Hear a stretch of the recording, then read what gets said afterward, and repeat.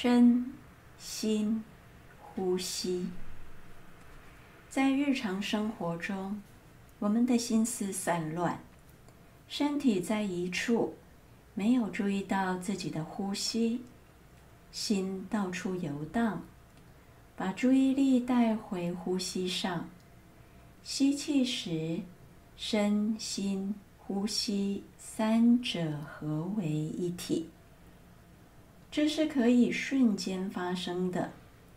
你回到自己，觉察力把这三个元素整合起来，让你能够全心全意地处在当下，照顾身体，照顾呼吸，照顾心灵。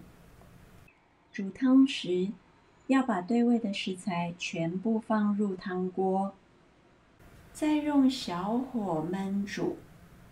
呼吸就是汤底，把不同元素融合在一起。我们用呼吸沐浴心灵，让两者合而为一，身心回归一体。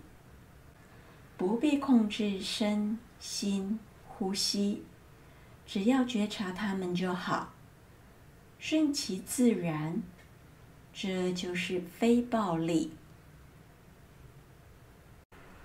身心呼吸。在日常生活中，我们的心思散乱，身体在一处，没有注意到自己的呼吸，心到处游荡，把注意力带回呼吸上。吸气时，身心呼吸三者合为一体，这是可以瞬间发生的。你回到自己，觉察力把这三个元素整合起来，让你能够全心全意地处在当下，照顾身体，照顾呼吸，照顾心灵。煮汤时，要把对味的食材全部放入汤锅，再用小火焖煮。呼吸就是汤底，把不同元素融合在一起。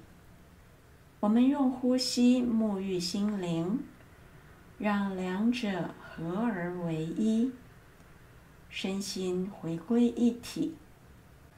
不必控制身心呼吸，只要觉察它们就好，顺其自然，这就是非暴力。